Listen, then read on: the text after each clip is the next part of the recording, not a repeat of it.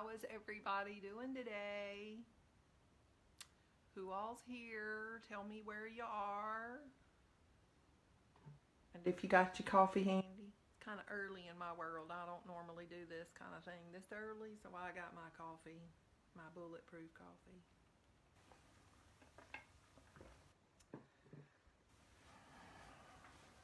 So good morning, good morning. I'm Jenny Gallagher, and I am one of the admins in the group for newbies.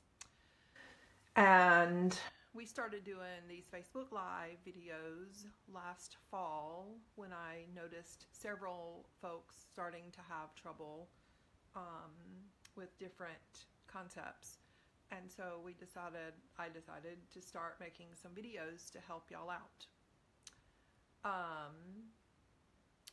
So I see Pam Rogers. Good morning. I don't know who else is there. But hey Lisa, good morning. I'm glad y'all are hopping on to watch. So a lot of what I'm going to cover today is actually pretty basic, simply because of the newbie questions, the real newbie people, the folks that have just gotten machines in the last month or two. Elaine, I want to know where you at, girl, because I saw you're from Vaden, and that's my territory. That's where I'm from. Well, not really from. I grew up in Ridgeland, but all my married life I spent in Attala County up at Carmack. So we go through Vaden a lot when we're home. Used to drive through Vaden to go to work in Winona. So I'm excited to find a neighbor, even though I'm now in Omaha. So, hey Lisa, hey Sherry, White, Reinhard. I'm so glad y'all are jumping on. Hi Michelle. So I don't normally, let me make this clarification, I don't normally sew in pearls. I normally don't sew with any of my jewelry, but I'm dressed today because today is Miss Barbara Bush's funeral, and it's been published and encouraged that we support her family by wearing pearls today. And I'm not wearing blue because blue is not my favorite color, but there is some blue in my little shirt, and I will back up and show y'all my shirt. I made it. It is from the Tasha pattern from New Horizons. So if you sew, it's a really simple knit pattern, and it's actually a dress pattern, but I cut it off short to make a top out of it, and I absolutely love it. Can you see? See, it's nice and stretchy, and the fabric is from the Fabric Cobbler, my favorite place to buy fabric other than my candy shop back home in Ackerman, so I don't get there very often.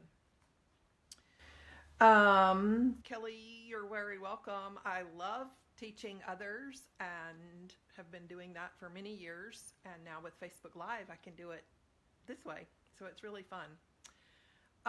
So we're going to start at the computer, and I use the embroidery software, so do be aware that your software might be slightly different, but you can do the same commands. You just might have different words for your commands.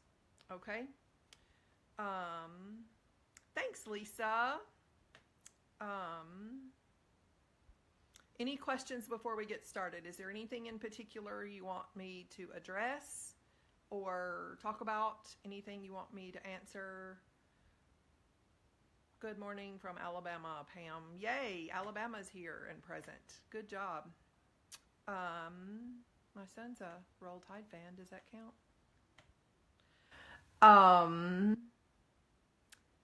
So I see about 25 of y'all have hopped on. Good morning, Pam Skidmore. So I'm going to turn the phone around now so you can see my computer screen. And while I know the resolution isn't that great for a live video, I'll do my best to explain the commands so you can find them. Remember, I'm using Embird, so Sew What Pro, Embrilliance Essentials, All of the other software will be slightly different, but you can still do the same things. Just maybe find different commands for them. Remember that we have a frequently asked questions post. It's now called announcements in the new Facebook format. It used to be the pinned post, but there's about 20 some odd frequently asked questions posted there, along with some links and information. And some of that information we're going to cover as we go through this session. Well, hello, Veronica. How do I say that? Vernona? That's cool. I like that. Vernona. Haven't heard of that one. Good morning from Mississippi, Louise. Yes. How are you today? What part of Mississippi? I'm from Carmack, outside Kosciuszko on the Natchez Trace. So anyway, I'm going to flip the camera around and put it on my computer screen. So we're going to start by telling you that I bought my design and I downloaded it to my computer. So I'm going to minimize this screen. I want to show you, for people that do not, that's my hubby. We were in Alaska there. For people that do not have software, I'm going to show you how to get your design from your computer to your USB. So I have opened up this little file folder at the bottom. You can also go through your start menu and computer. However you find your file folders, open your file folder. And I have a folder called A1 Ready to Stitch Words. I have it A1, so it always stays at the top no matter what other folders I add at the bottom. And so A1 Ready to Stitch Words, I've already merged my design. And we're going to do it again for y'all. Good morning from Ocean Springs. Woohoo! Fort Worth, Texas. Yay, Monique. One of my favorite racetracks is there. Daughter lives in Soldotna. That's where we lived, Linda. We were in, I worked in Soldotna, lived in Kenai. So it's trying to open up my Embroidery editor with the design. So what you would do is you would right click and send to where you want it to go. So you would put it on your USB drive, which for me is the local disk E. And so that would move a copy over to my USB drive. Does that make sense?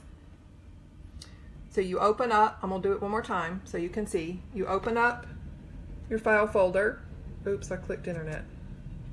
Looking through the screen, I did bad. So you open your file folder, go to the file where you keep your embroidery files. I have them labeled embroidery files 2016 because that's when I got this computer, and so I moved everything to this computer. I have a file called A1 Ready to Stitch Words. Those are the files I am ready to stitch, thus the name. Once I've done merging and manipulating and moving things around in designs, I put them in this folder. Oops, opened up Jolson. Sorry about that. I'm looking through the computer. It's really, through the phone. It's hard to see the computer stuff through my screen. Good morning from Southeast Kansas. I'm glad you're not sleeping in, Sandy. So then you go to the PS version of the file, right click, and then either copy or send to and pick your USB folder. So I don't remember who was asking me about that this morning very early, but that's how to move designs if you do not have software. So if you have software, we are going to merge the software with a name. This is going to be the finished product. I've already designed it, so it would be ready for y'all to see this morning.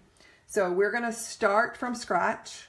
So we're going to go to File and New, and then we're going to go to File and Merge.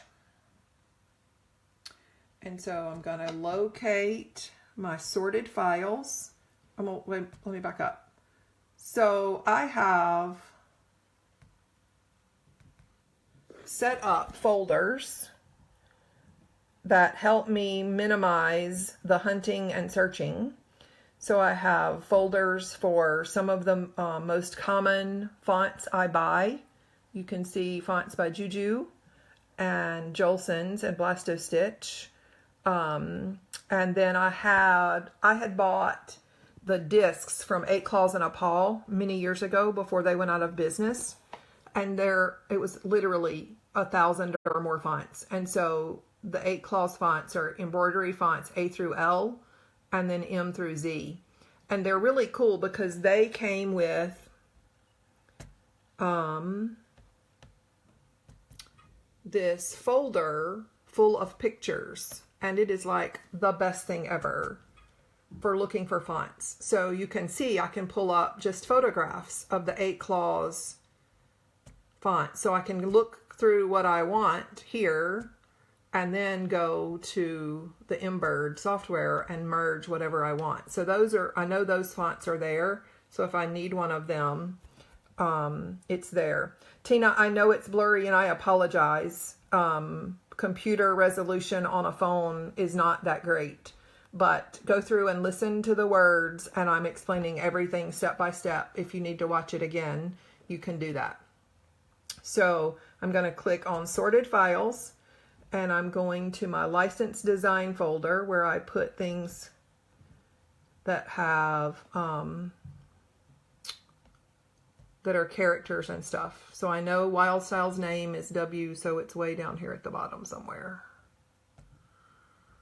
Where'd she go? Oh, it's not in alphabetical order. So I'm changing to name, so they'll go back to alphabetical. So here's the Wild Style portrait head that I bought off of Etsy. And this is my first time to stitch it, so I'm in your boat this morning. I have not done a practice run, so I don't have a clue how this designer's work looks. So because it's still in a zipped file, it's taking a little longer to load. And so then you have to answer that question. And then we'll scroll down here to find Wild Style. These are in alphabetical order. And so there's the pictures. There she is. I'm doing the 6x10 because I have a 6x10 hoop. If you have the 5x7 770, you'll pick the 5x7. Always pick the PES if you have it. DST will work on some of the machines. And so now you notice that she comes in vertical, but my hoop is horizontal. So I'm going to find my hoop frame in my software and open it up. And I'm able to come over here and select the vertical form of my hoop, and it will change that. So everybody with me so far? If you have questions, please don't hesitate to type them in. Now we're going to merge a font. So I'm going to go back to my font page. I'm going to pick a Juju font, and I'm just going to pick something because I've already made the one we're really going to use. But this is Andalusia from Designs by Juju. And I'm just going to pick 3 letters. A, C. Oops, I need both hands for this. Hang on one second. So to pick more than one letter, I'm going to hold down. I hope you can see that. I am picking A, C, and E. I'm going to write the word ace. And so I'm going to pick the capital A while I hold down the shift and click. Sandy, I am using Embird, but in all of the software, you can do this step. You hold down the control key, the CTRL key, while you click. So let me see if I can do this. Control, oops, wrong button. It's hard to handle, need 3 hands when you only have 2. So I'm going to pick, here we go, A, and then I'm going to scroll down here and pick C. See how they're both highlighted? Both the A and the C are highlighted. And then I'm going to pick the E, and that will highlight all 3 of my letters for my pretend name, ACE. And so then I'm going to click OK, and it's going to import them into the design. Okay, so it does put them all in the same spot. It automatically centers each letter. And so now all you have to do is separate them out. Let's move it down here so I can work better. So we have E and C, and I'm just moving my mouse as I hold down, because I'm on a laptop, as I hold down my left mouse. So now I have ACE as my name, but I don't want it sitting down here because it'll be right over her face or chest. So I'm going to move it up here out of the way, and I'm going to try to figure out the best placement for this name because my design is so large, and you can see it literally fills much of the screen. So I've put Wild Style back in the hoop. Notice it's a little bit not centered. So I'm going to come over here and use my center command. This will center it sideways. This will center it up and down. And this will center it in both directions. If you haven't been using the Embird keys, they're really awesome if you will learn to use them. So I'm going to center horizontally, and that's going to put it right in the middle of the hoop. And then I'm going to scroll up to the top, and I'm going to highlight all 3 letters by holding down my left mouse, and then I can move the whole word at one time. See that? And so I want it to be part of the design. I don't want it to look like it's stuck out somewhere crazy. So I'm going to put it right there.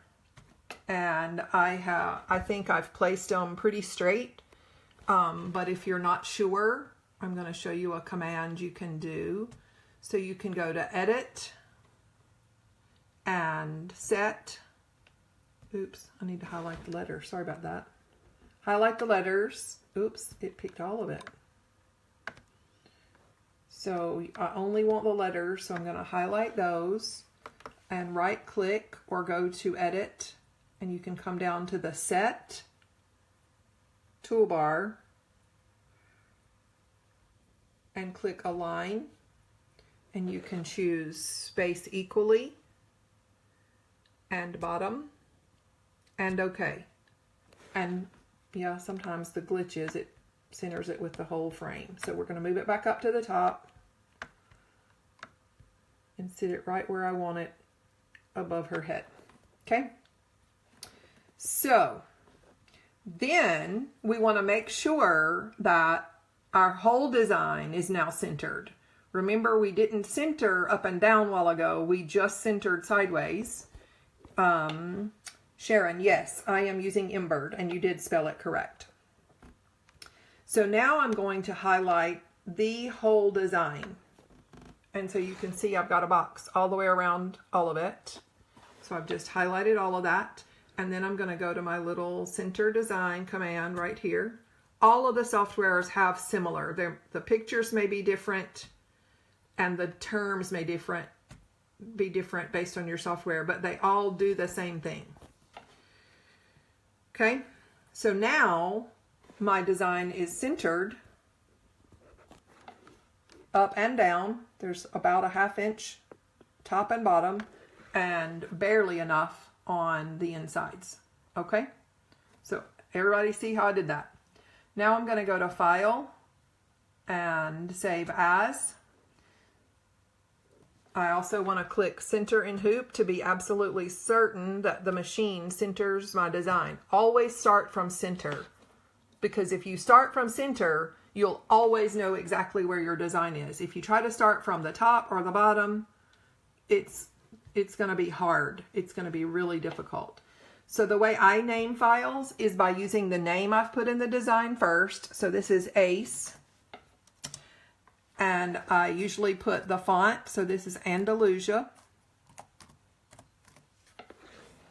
See, I'm naming the font. Ace and Andalusia font with Wild Style.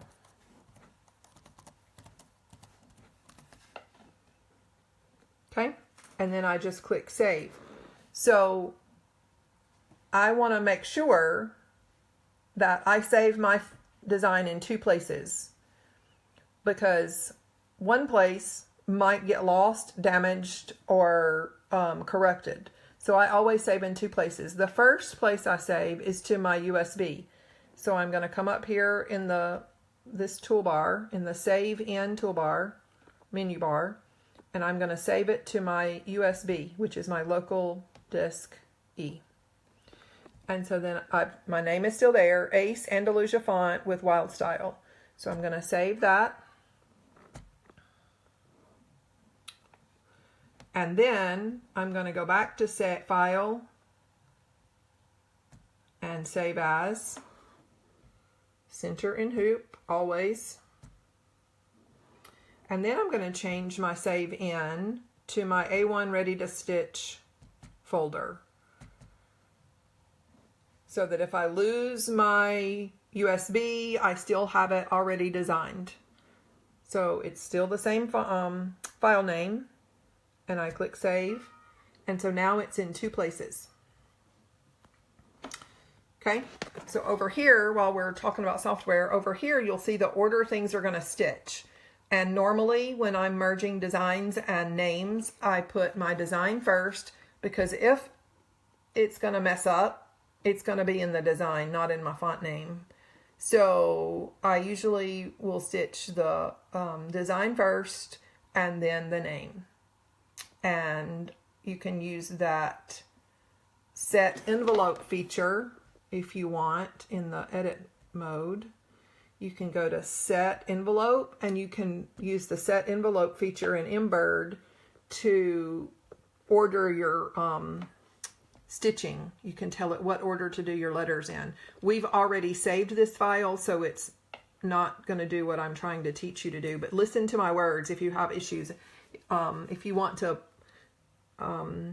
if you have a long word, for instance, Veronica, and you want to get all of your letters exactly on a specific line, like straight across here, you can set envelope and with your Veronica letters highlighted, and it will put Veronica all the way across here in exactly the right space.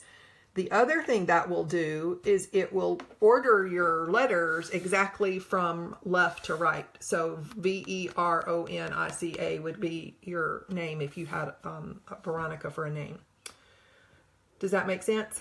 So all the software can do this. It's just your version might have different looking icons and different words. Okay?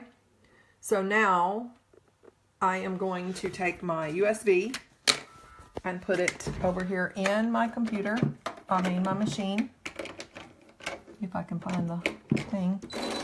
So remember that I have, yes, Elaine, I can see you here. I have an NOV's 1400E.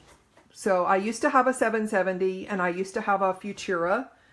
But when we left Alaska, we had to sell most of our belongings. We just didn't have room for everything. And so when I sold all my machines there, the condition was that I replace it when I got here. And so I upgraded to this machine, and I love it. It's now been discontinued, but the 1600 is what's available. And these will do a 5x7.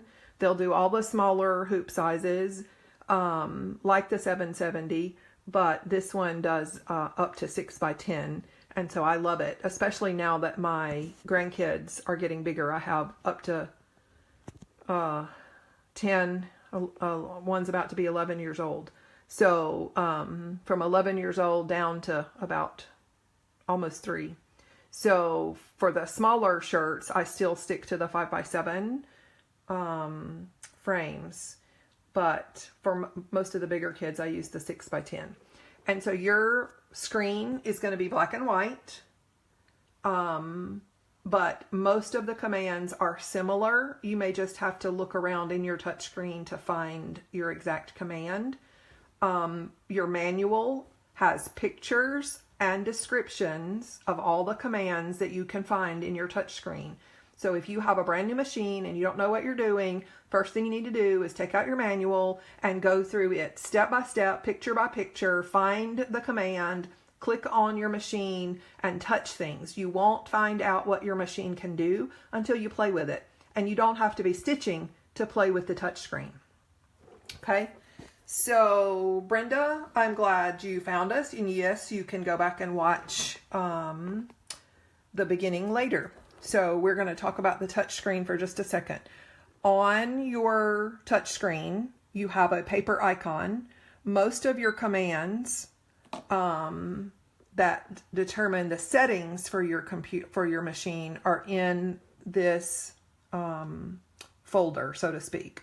So I have different commands because my machine is different, but you have some of these. You can change the color in your machine to whatever thread color you're using, and you can change your embroidery speed. My machine will change embroidery speed up to 850. In the 770, you can do 350 and 650, I think. I typically like around 500 or 600, especially when I'm using vinyl, because it adds a thickness to the stitching, and much faster than that, and I run the risk of shredding thread. Remember, this is glitter.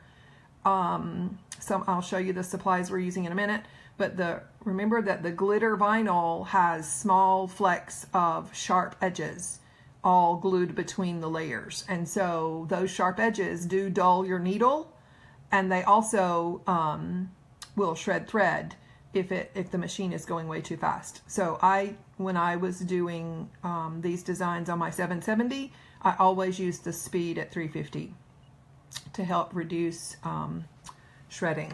So you can use your over key, and you'll see other screens. Here is tension. I go back and forth between -2 and -4 depending on what I'm doing.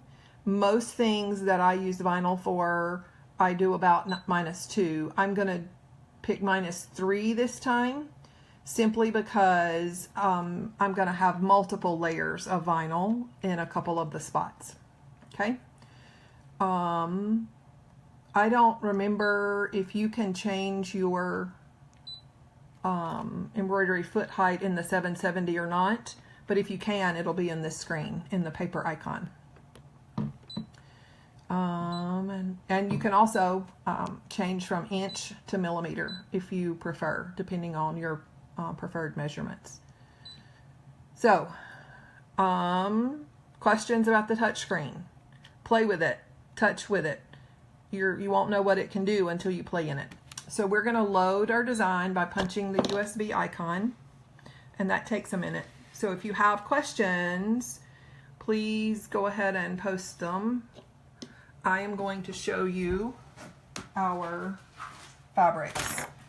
So I have a size 10-12 tank top that, let me hang it up here. Let's see if I can get y'all to see it. There you go. So I have a size 10 tank top that I'm going to be stitching this on. And it's just one of the simple little Walmart shirts. I have hot pink, remember the design. It's gonna be Wild Style, and she has a pink and a blue strip in her hair. So I have hot pink glitter vinyl that won't stand up for me. And I have some turquoise blue for the other section. I have some yellow grunge from the Fabric Cobbler. It was the only yellow I had, but I found a place on this piece of fabric that that is minimally grunged. You can see there's several different shades of yellow and stainy looking designs. So I'm going to use this section right here. So last night, prepping for this, I went ahead and ironed on a small piece of Heat and Bond Light. You can use Heat and Bond Light or Wonder Under. And so then we'll just peel this off.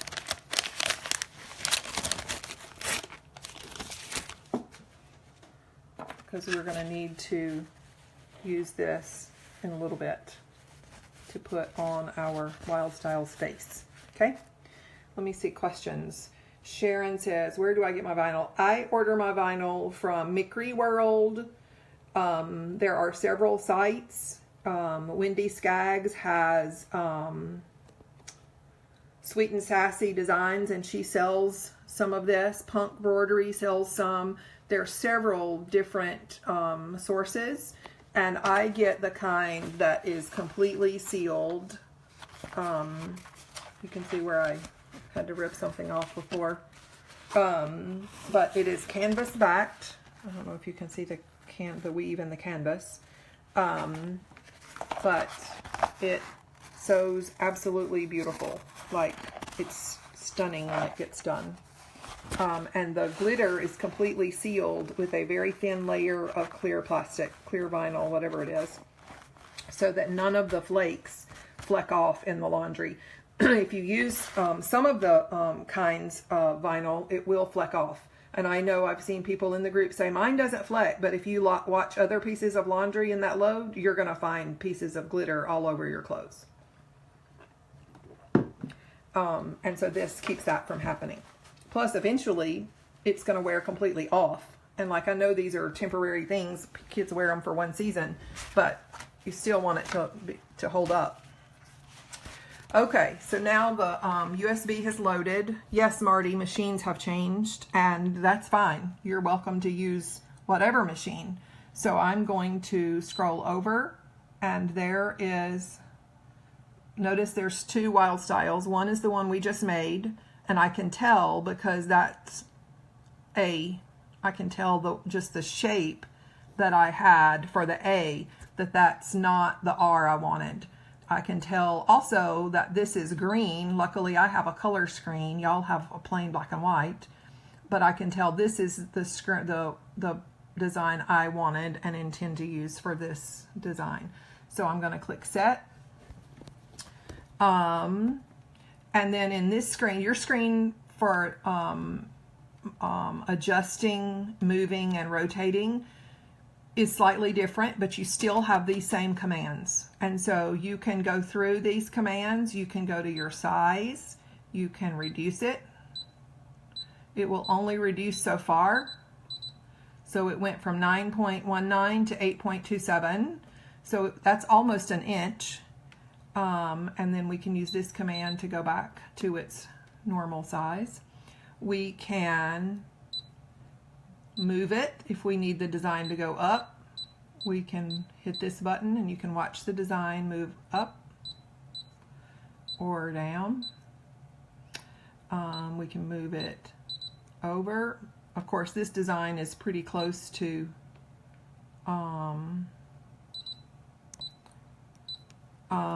its maxed out size. So but I'm going because I don't want any of those playing clicks to count. So I'm going to put the design back in right quick. Any questions about how to use your touch screen? There's other commands on here, and all I can suggest is that you click and play. Every machine has a different touch screen. All the Brothers and all the Innoviz machines are very similar. so that I was able to sit down and play with this machine real quick. Like there was no real learning curve because all the commands are pretty similar. So I'm going to set my design. Your rotate screen, if your design only fits lengthways like this one does, when you click your 90 degree, it's going to turn it 180 degrees because the machine recognizes it won't fit the other way. And then I'm just going to click reset because I want her right side up for what I'm going to do. And so I usually leave her loaded on the machine at this point here with the measurement showing because I'm going to need those measurements in a minute while I'm centering my shirt in my hoop, which is what I'm fixing to show you how to do. Okay? Any questions so far? I see you joined us, Zerlene. Good morning. So let's see here. I need to put you, let me get my phone in my little holder. Okay, so now, let's see here if we can get where y'all can see my workspace. How's that?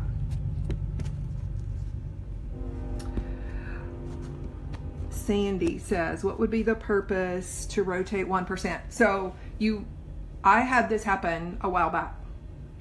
I was making a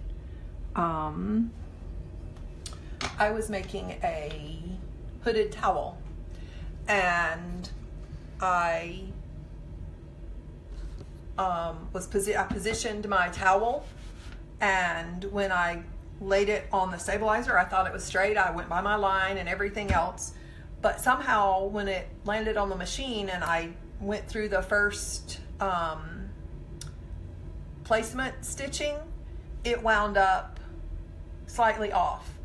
And when you're doing hooded towels and you use the very edge as your line, you don't want it to be off. So I moved it 1%, and that straightened the design up in comparison to my towel. Even though the on-screen picture looked a little wonky, it stitched exactly where I wanted it. So I didn't have to redo the hooping or anything, rip stitches out or anything. So it can be helpful. So I want to make sure y'all can see my table.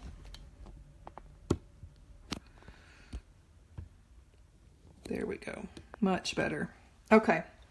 So on my work surface, I have my pre-cut stabilizer. I went ahead and cut that out for y'all. My stabilizer is this big 100-foot roll from Amazon. It's either Thread Art or World Widener brand. And sometimes I've ordered from World Widener when they've been less expensive. But I went ahead and cut that this morning off, so I have it ready to go. And mine barely fits my hoop, y'all. It's a tight fit. So I'm going to spray just a little bit of stabilizer. Spray adhesive on my stabilizer. And then I'm going to hold this right here and press that in all the way so it's nice and straight. And then I'm going to tighten up my screw. So the design I have pulled up on my machine. Remember, she's vertical. So I'm going to keep my hoop vertical to me so that I can place everything right. So I have marked, you'll see, I have marks on my hoop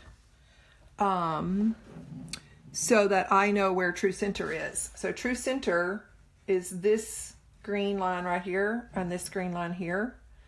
The cross pieces for my hoop really are at center. So, and the way I found that out is I put just this on the machine one time, dropped the needle, used that as my center point to find all my other points.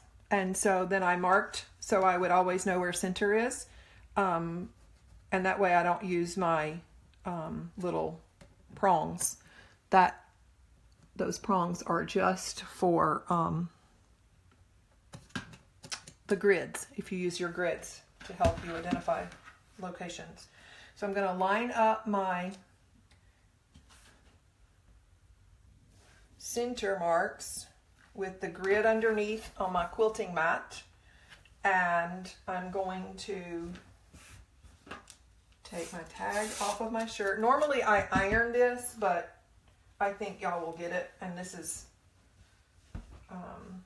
I'll explain to you what I do. So I've turned my shirt inside out, and to find the center, I'm going to line up the seams at the bottom and the underarm seam, and that is going to give me my center of my shirt. Okay, y'all with me? So I matched up seams, and then that gives me my center of my shirt. So see how nice and straight that is? And if you look very carefully, the line is pretty straight on this ribbed t-shirt. So then I'm going to take this, and remember when I said we still need our picture from the machine. So my machine says that the tall part of my design is 9.19 inches. So just over 9 inches. So I'm going to start with for my center. So what's half of 9? 4.5. So it's going to be, the design is going to be just over 4.5 inches from center to the top. So I'm going to count 1, 2, 3, 4.5. So I'm going to go all the way to this line and place my neckline just above that line, so that I get it properly placed and not too low, not too high. And I'm going to very carefully press that onto my sprayed stabilizer. And then, can y'all see me putting my hand in here? Let me make sure I can. Yep, y'all can see me. So I'm going to slide my hand in here very carefully. We'll put this hand over here. And I'm going to lift and gently lay down the other half of the shirt where it belongs. I'm barely pressing. I'm not pulling or pushing fabric at all. I'm just tapping it into place. See my hand tapping? So that is how you get your shirt on your stabilizer without pulling or stretching your knit shirts. Okay, so then I'm going to start to pin. Can you see the edge? Let me turn this a little bit. I want to make sure you can see this, because this is the important part. Once you get your shirt secured to the stabilizer, you want to start adding pins. And I go in and out. I use big long quilting pins. I go in and out the entire perimeter of the design, overlapping a little bit at the head and tip of the pin. This is a skill that takes practice. If it pushes your fabric, push your fabric back in alignment properly. I'm using my thumb and my finger to help guide the tip of my pen. I try to use my fingernails because my fingertips get hurt.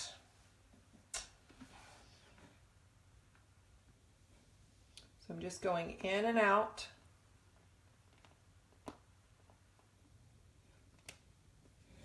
To completely secure all of the shirt. So I have the bottom done, and now I'm going to move to the top. So I'm going to very carefully open up the neckline, and again, starting with the center at the top, just put pins in all the way around. You can't overpin. You can't. You can underpin, but don't. Underpinning is a guaranteed shifting of your fabric and or design in an inappropriate way. So see how this pin overlaps? It is necessary to pin all of this stuff really well, or you're going to risk your design shifting. This design contains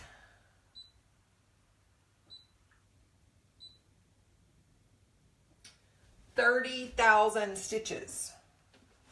So 30,000 stitches is a lot of stitching to put on this tiny thin tank top t-shirt. So normally when I have a design with 30,000 stitches, I would actually put 3 layers of stabilizer. I would hoop the one like I've already done. I would add another layer of stabilizer on top of that inside between the shirt and here. It would not be hooped, it would just be floated. And then I would float an additional piece back here. But since we're using a lot of vinyl, and vinyl is going to cover the entire design, vinyl is a great stabilizer. So I don't think it's going to need that extra stabilizer for the number of stitches. But normally the standard rule is 8 to 10,000 stitches per layer of medium cutaway. If you use heavy cutaway, that's about half or 2/3. So you could get away with 1 layer of heavy cutaway for every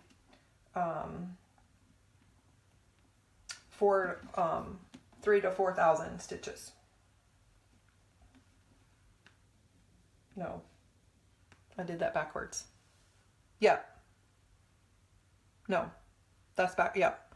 So 1 layer of heavy cutaway for every 7 to 8,000, 6 to 8,000 stitches. Yeah, I said it backwards. I'm sorry. I was trying to do too much math in my head with not enough coffee in my brain.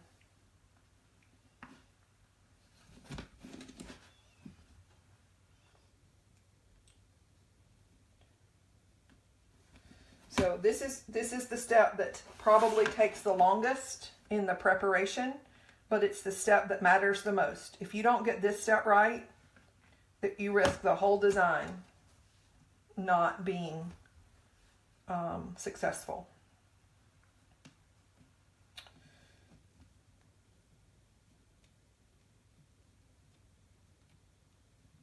Okay, so now we have this.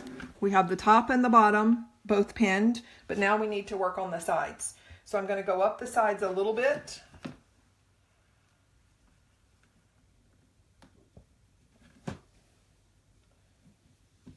I'm sorry, I did one side without telling y'all I was doing the side, but I'm going to go up the other side. It's just so much habit for me. I'm sorry that I skipped that. But we're just going to go up the sides the same way as we did the top and the bottom until they meet.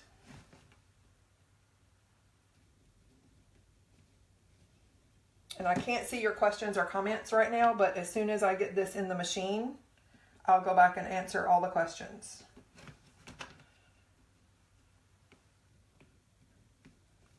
Okay, so then now comes the complicated part. Because people are like, how do you get that done? So now that the entire shirt is stabilized on your stabilizer, you can stretch and pull the rest of this all you want. So we're going to turn the shirt back right side out. And so you'll see that as I pull on the shoulder pieces, the shirt takes back its sort of normal shape. So we're going to start by pinning the shoulder to the outside piece of stabilizer. Here, you with me? Can y'all see that? Okay, so it's pinned. I'm going to take and pull, and I'm going to pin the other side of the tank top shoulder to another piece of the stabilizer. I'm going to take and pull.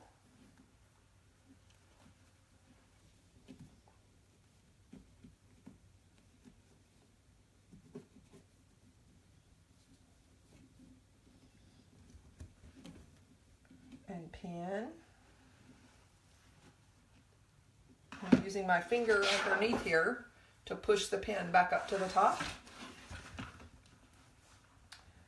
And so we're going to pull the arm over here to the side. So I'm going to try to show y'all what I'm doing. I'm running the pins through the fabric and stabilizer and then pushing it back toward the top. On my particular stabilizer, I have very little side room because it's such a tiny sliver left over. On your 770 5x7 hoop, you'll have a little bit more that you can use, and it's a little bit easier. But I'm just attaching the shirt to the outside edges, the floppy edges of the stabilizer. So this isn't going to get attached very well. I'm going to have to babysit it and make sure it doesn't get caught in my stitching while we're going.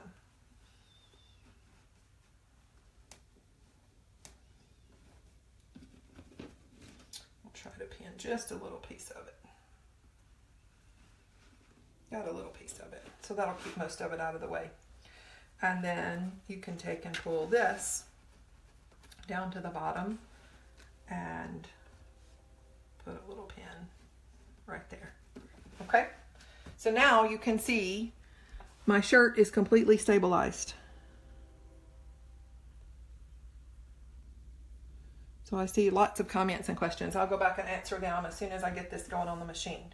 So now, because this is ribbed,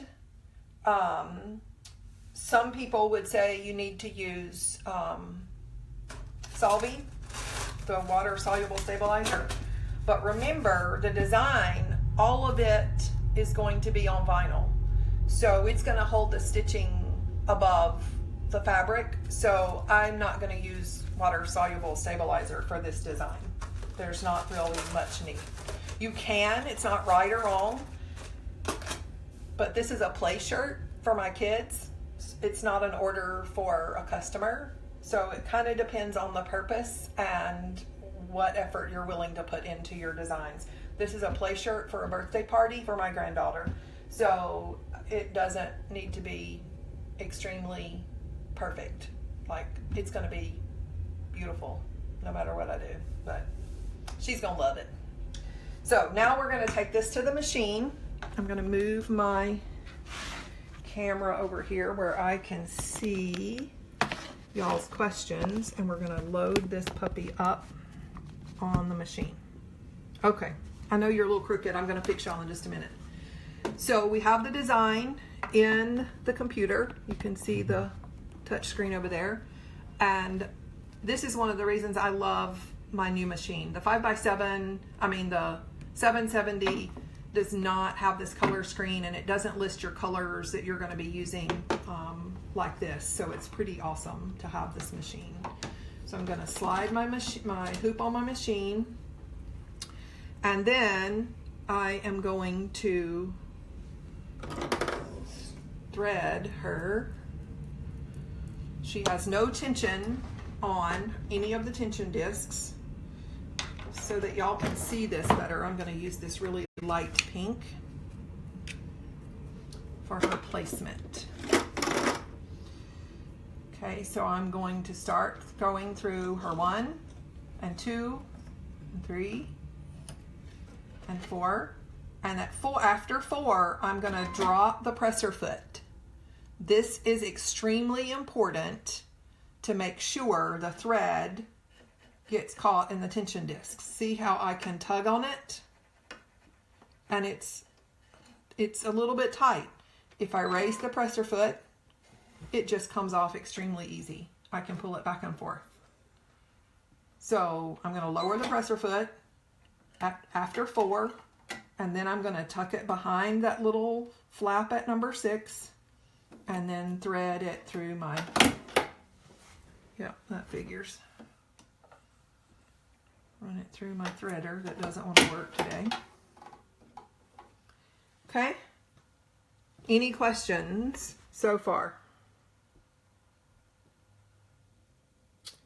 I'm going to go back and catch up with comments in just a second. So I'm going to let her stitch that while I take the camera so I don't have to sit here with the machine so loud in your ear. Okay, so we're going to hit the green start button and she's going to stitch. Okay, so now let me turn this around and look at your questions. So I did that one. Where are my lamps from? IKEA. I'll show you the whole thing. It's a really cool lamp. Like, it attaches to my table and is really flexible. Like, I can turn it anywhere. But it was like maybe 15 bucks or so at IKEA. It's really awesome. Sharon, yes, it is cutaway. Thanks, Katrina, for answering that.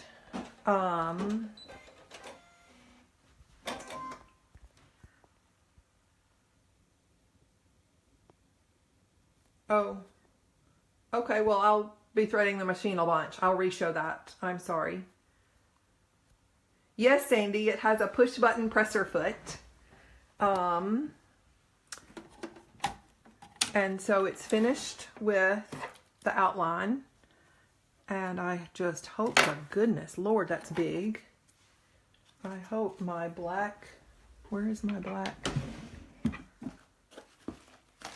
Here's my drawer full of vinyl.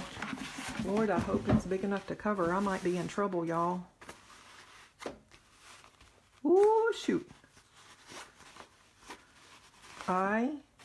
Let's see. So I really only need her. I'm going to do this in 2 pieces. Y'all are going to get to see me finagle some stuff. So my vinyl that I thought I had a whole sheet, but I don't see one. I love this stuff. You can see I have all kinds of colors, but I'm low on black. So, but look at the design. I'm going to show y'all how to make do when you make a flubub like I just did. So notice that she is not black here, although this designer has made the entire thing black. So I am going to cut my vinyl into 2 pieces and try to figure out the best placement for that. So it does cut threads, Donna, but my cutter is acting up and I have not had a chance to fix it. So it does cut threads, it's just mine is acting up. So I didn't want to tie up y'all with machine issues today. So yeah, it's a pretty cool machine. It really is. So I'm going to put this back in my little tripod. See if I can get y'all a little straighter this time.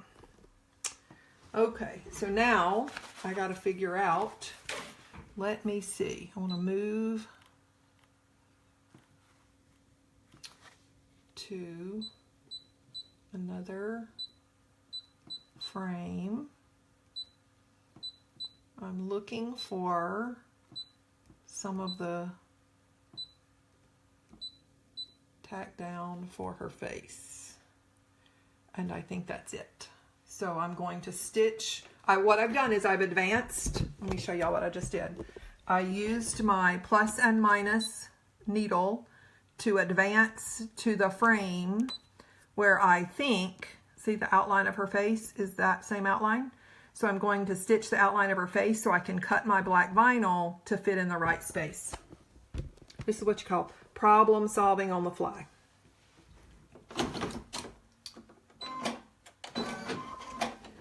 And I'll definitely repeat the threading where y'all can see it when I change threads.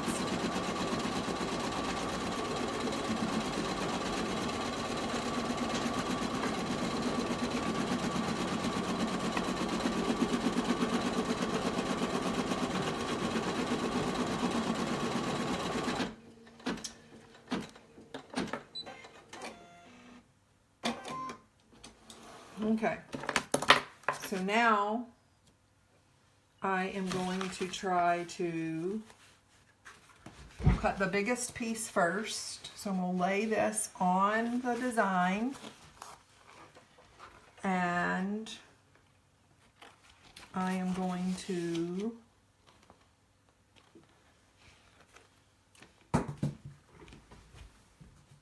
try to figure out, wonder if I could do it. No, it won't do that way. We're going to have to do, let's do it this way. I'm going to need this much for the bottom, so I think I'm going to try to do that right there. That'll give me plenty of leftover, and I can use this right here. So this will cover all of her hair, and then what I have left over, I hope will fit her bottom. So I'm going to slide her back in the hoop.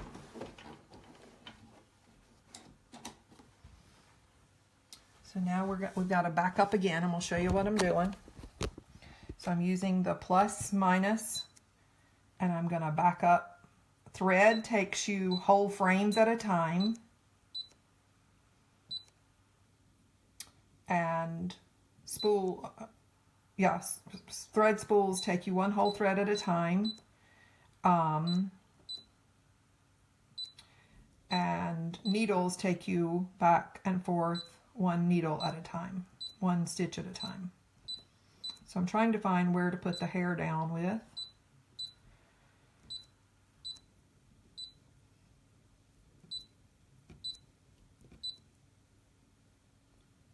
But it's not going to be there. I'm going to have to do,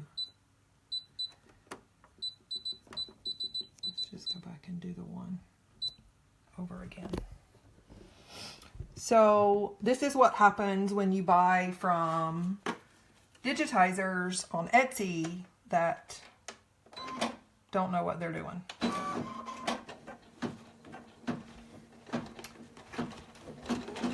So they've wasted a huge, oops, wait. I just goofed up. It grabbed my vinyl under the hoop.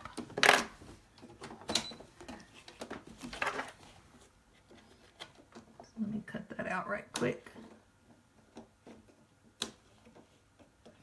So yeah, Etsy designers that you aren't sure about, they're not the best. This whole digitized design, the whole face, the whole body being black, isn't totally unnecessary. That huge amount of face in the middle is wasted with your applique fabric. And so that's not ideal. Somebody, a good designer that knows what they're doing, would not have done that. They would have separated the black. And if I had looked yesterday after I bought it, I would have separated it and done it ahead in my software for y'all. So I apologize. But these are the kinds of problems we face every time we open a design and start to stitch. So it doesn't matter what problem comes our way. We just have to figure out a good way to manage it. I'm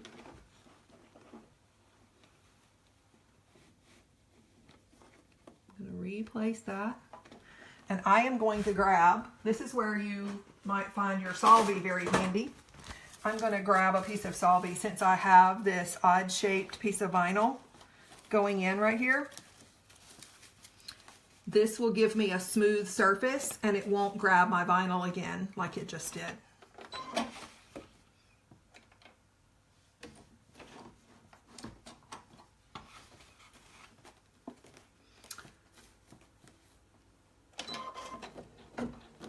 So it's going to stitch all of her, remember?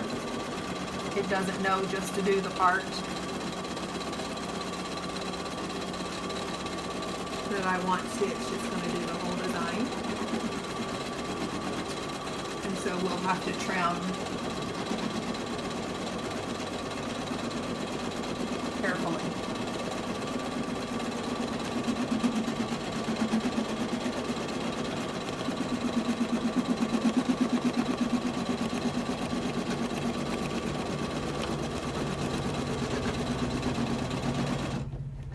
Okay.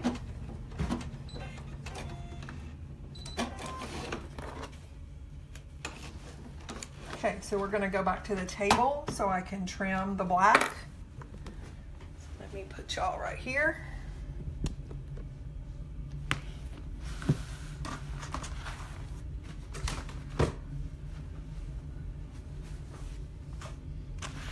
And I'm going to rip my salvie off because I don't really need it now.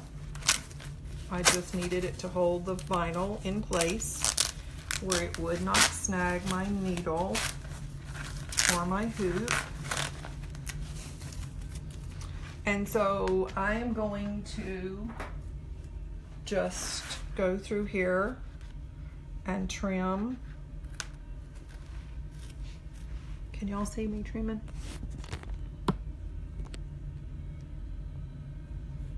There we go.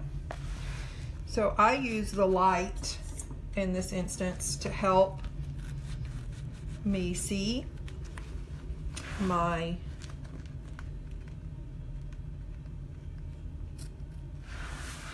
threads because I'm old and my eyes don't work well all the time.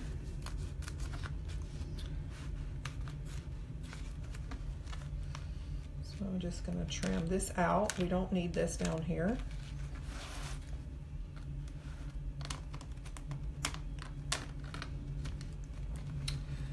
So I'm going to just trim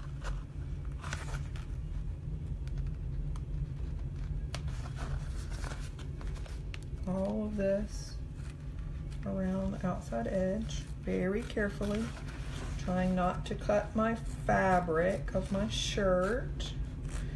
These are the most awesome scissors, but they are so tiny and pointed, like they will snag anything if you aren't careful. So you have to really make sure the tip is not snagging your fabric. It's very easy to do. I have cut more than one shirt and had to try to figure out a way to fix it.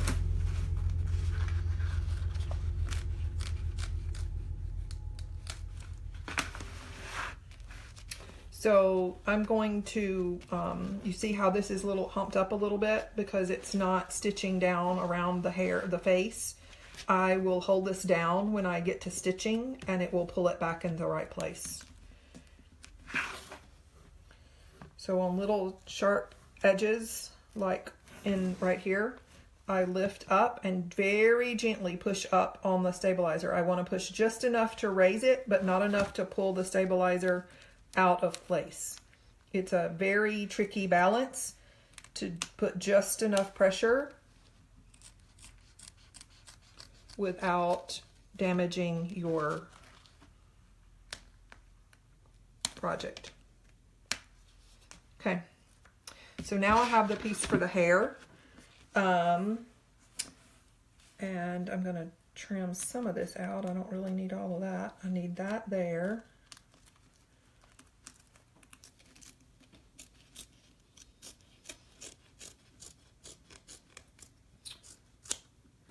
So once we redo the face placement, I will trim that out some more. I don't want to go too far though. So we're going to leave that alone for now. And now we're going to try to put my bottom part, which there's plenty of vinyl for now, okay?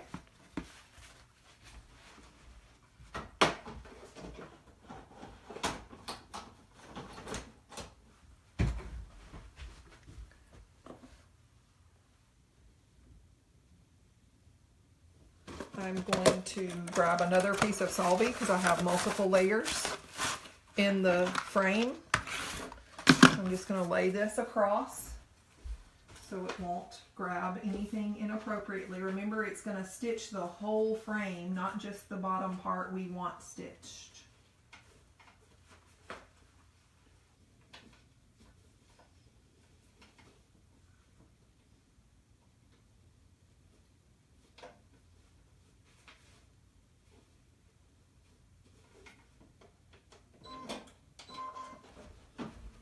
Okay, I'm going to check for questions while that's stitching.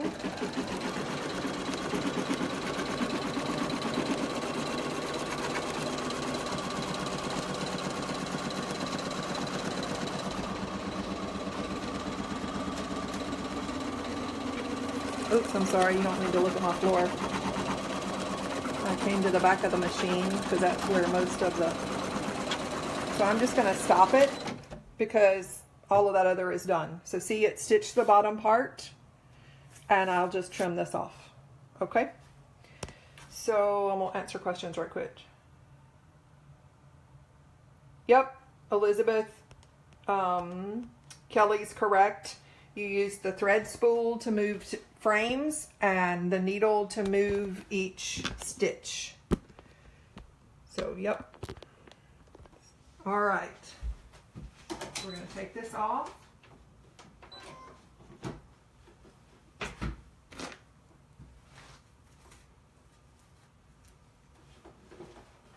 And come back to the table.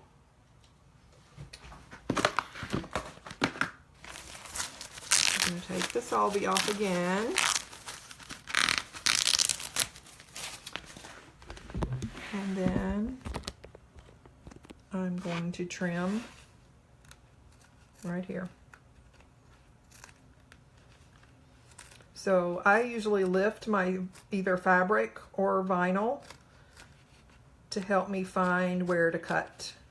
So on fabric, you don't have to trim quite as close, but on vinyl, it's so thick that you really want to get the vinyl as close as you possibly can.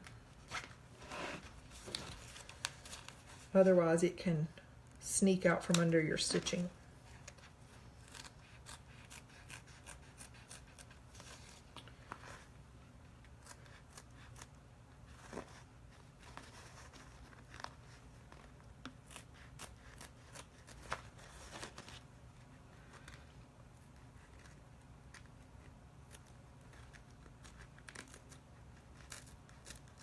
The one thing that the glitter vinyl does, in addition to dulling needles, is it dulls scissors very quickly too because of the sharp edges of the glitter.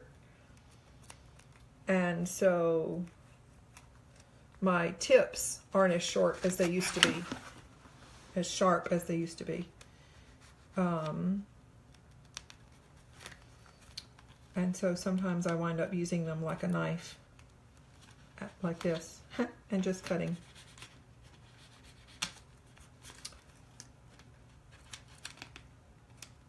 Or like a seam ripper and just sliding it through until it snags the thread.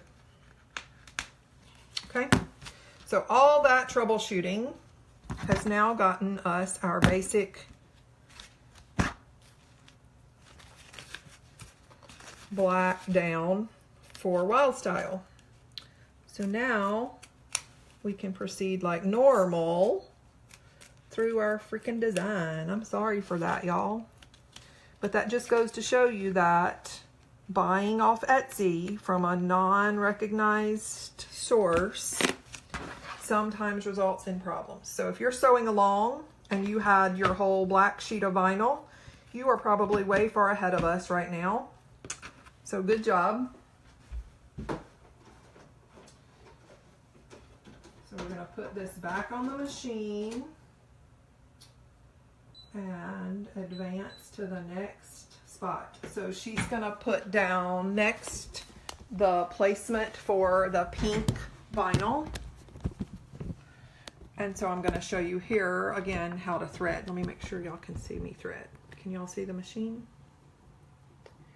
Yes, this is marine vinyl. I do not recommend using the heat transfer vinyl at all. It's too thin, and the stitching actually cuts the heat transfer vinyl. It doesn't hold well long term. Like, it's fine for a few uses, but after a couple of launderings, the heat transfer vinyl often comes out from under the stitching. And it's fine if you heat transfer it and it's literally adhered to the fabric, then no problem.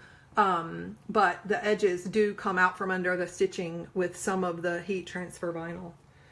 Mona, I get my vinyl from Micry World, but there are several reputable sources. Wendy Skaggs has Sweet and Sassy Designs, and she sells vinyl. Punk Embroidery sells vinyl, and I can't remember, but there's several good groups in the embroidery world that sell all that. Oops, I turned away my comments.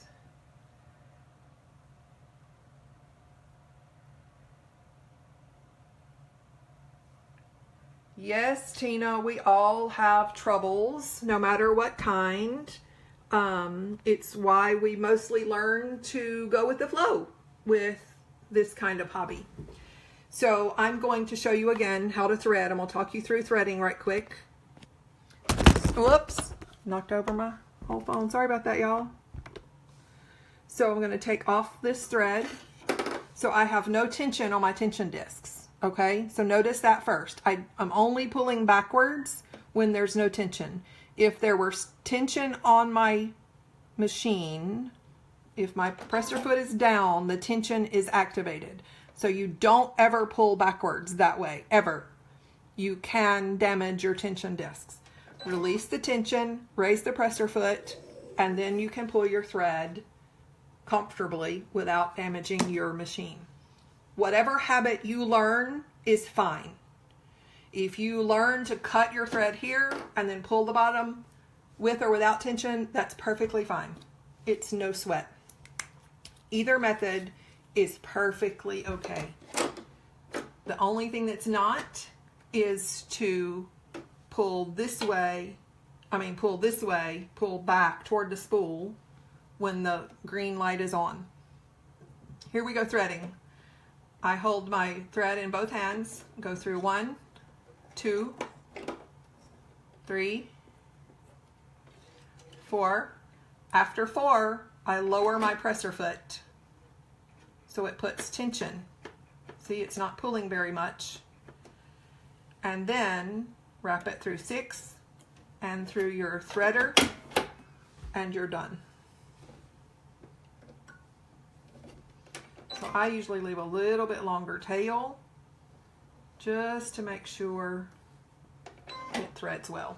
Okay, so we're going to stitch this pink part. Sometimes I talk about the sew simulator in the software. I'm going to show you what it looks like. So you can watch your design stitch in most software. Can you see the stitches running around there? So we're fixing to start, and it shows you the colors up here in the color bar that it's going through.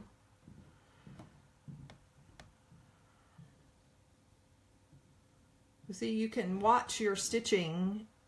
So especially if you resize a project, you can stitch it in your virtual stitch out and be able to see if there's any gaps or really bad stitched areas once you've resized it.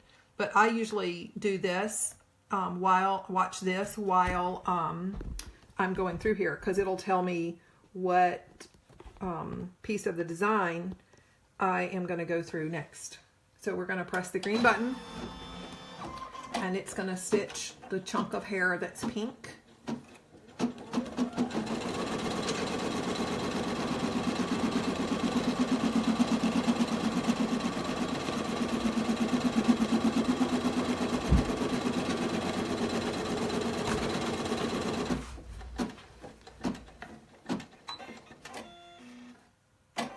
So that's our placement stitch for her hair.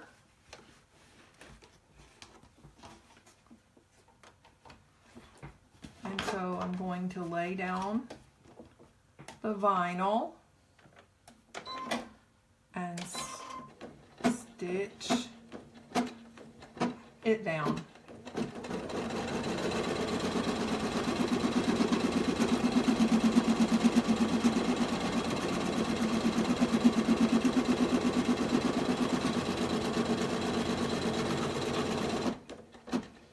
So another mark of a really good designer is that the tack down is 2 layers of stitching, 2 rows of stitching. So it would go back, it would go around it once and then go around it again.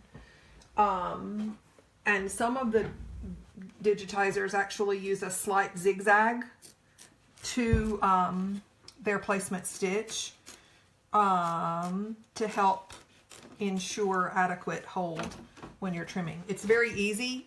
I don't know if you noticed when I was trimming, but it's very easy when there's just one row of stitching, one line, to cut through accidentally when you're trimming. And so I much prefer it when they have a slight zigzag or 2 rows of stitching all the way around. So I'm just trimming this right quick here on the machine because it's such a small spot, and I can pull that out. And then I think we're going to do the blue row of stitching. We're going to leave the pink in because it's going to get covered up, and then I'll change thread. That's another thing we're going to talk about, is choosing colors. Like, I usually don't use the thread colors as dictated by the machine, just because I don't always have the exact color that the designer used, but I always have something close.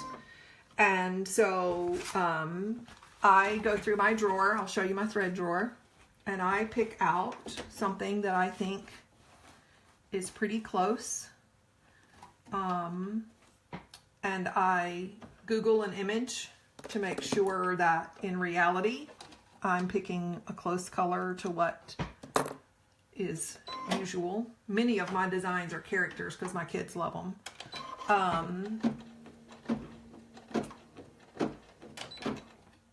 I just noticed that I put old stitching right in the middle of her hair where I made my mistake before. So let me flip that around right quick. We'll do this piece.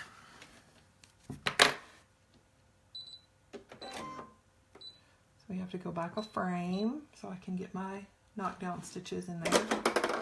I'll go ahead and change to my blue thread since I'm having to fix my boo-boo. 1, 2, 3, 4, drop the presser foot. Learn to make that a habit. 1, 2, 3, 4, drop the presser foot. Like, just make it habit. Okay, so I've gotten my boo-booed place out of the way. And we're just gonna stitch. Oops, I raised the hoop up. There we go. Back to colors. So this is my thread drawer. This is not the best way to store threads, but it works for me and it keeps them out of the way. Plus, if I need to transport my machine somewhere else to work for a little while, I just grab the whole drawer and take it with me. My granddaughter, when she lived near, she kept it in rainbow order for me, and it was really awesome, but you can see I'm not as organized as she is. All right, so we're gonna trim the blue excess off, again, right here at the machine. If I can see the thread, dang, that blue is close to my thread color.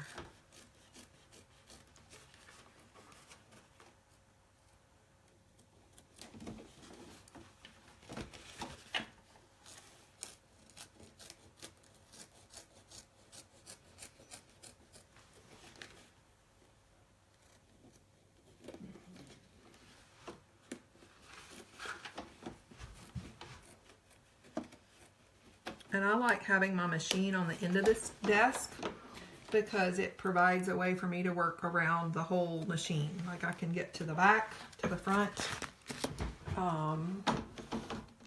any of it. And so I'm not sure what color this needs to be. But let's see what we got here.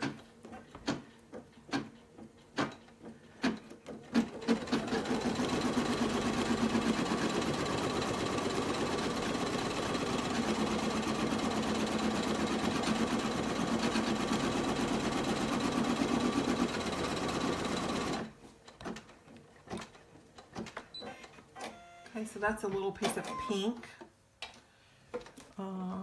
So we'll put another piece of pink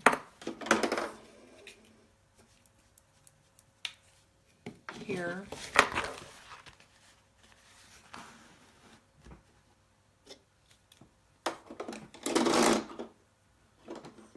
And And you'll notice that I'm not using any sort of spool end cap or thread, net, or thread stand. This is how I threaded my 770.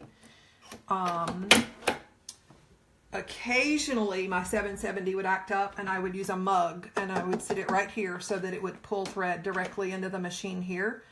But putting thread stands on the end is a guarantee for disaster, because the wind from this wheel on the end will snag your thread at the least opportune moment, usually when you are under stress to finish something quickly.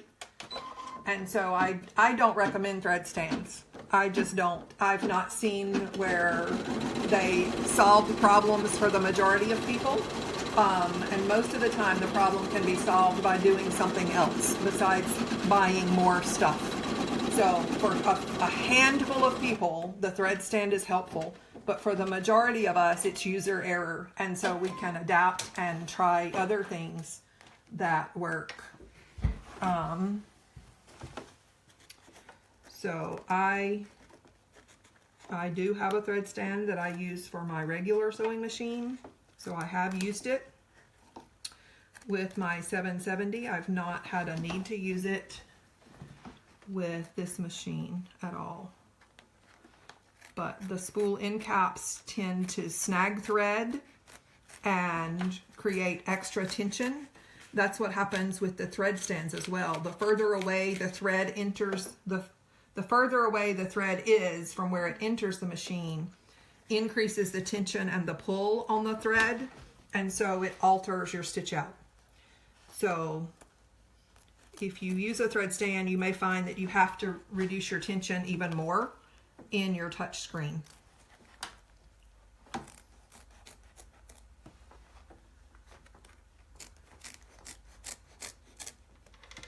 So we've got this all trimmed up.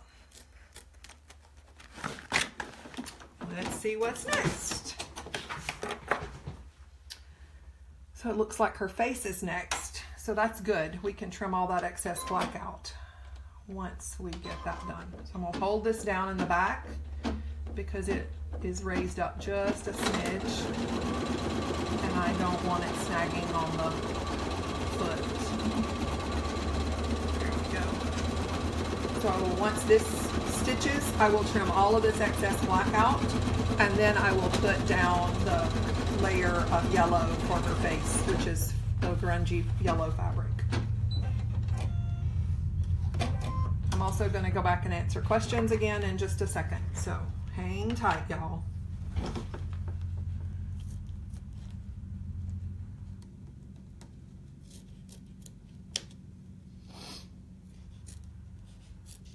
I did email this guy when I bought the design, Wednesday or Thursday, whenever I bought it. I emailed the guy and asked if he would provide a discount since we have such a large group, and I was using his design for this tutorial today, but I never got an answer. If he answers me back, I will complain about this design and how it needs to be reformatted a little bit.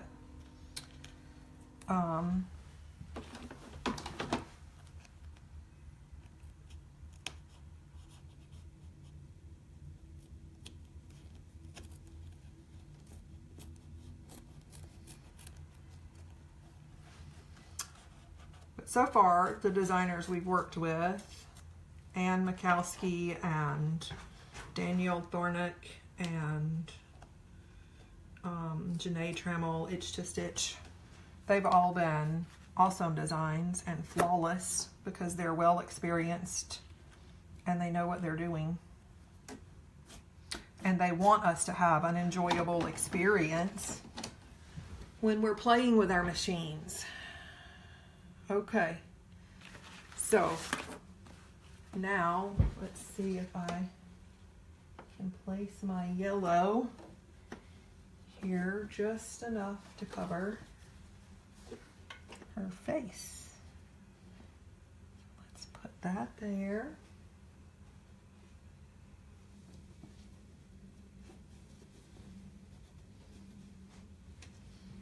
And I am going to change to yellow. so that my thread won't show through my fabric.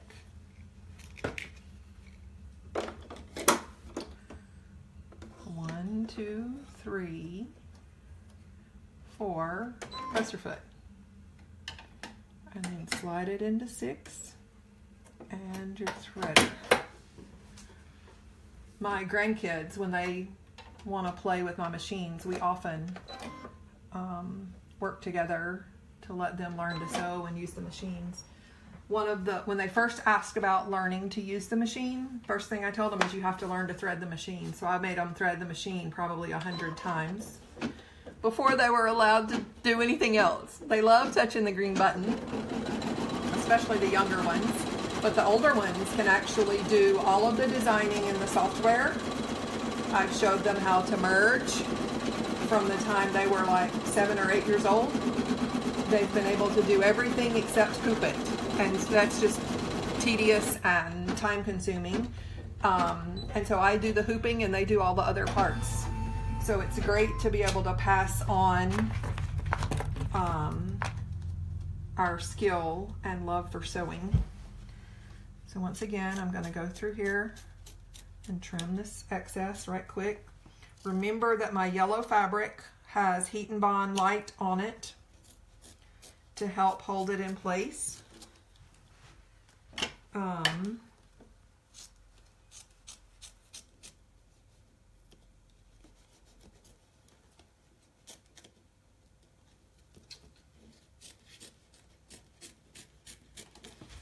So I think most of the applique parts I have covered. I am going to go back to the phone, the camera, and answer your questions. And then when I'm done, I will post a finished picture of the shirt on this thread. But pretty much that's it. The only other thing I want to show you is on the back of the shirt. So let me show you this right quick and then I'll take questions and we'll finish this up. So when you get done with your design, you have all of these threads on the back. And so some of you have heard me say this before, I don't trim to the knot. When you trim to the knot on the back and the front, the knot comes undone. So on the back, I always trim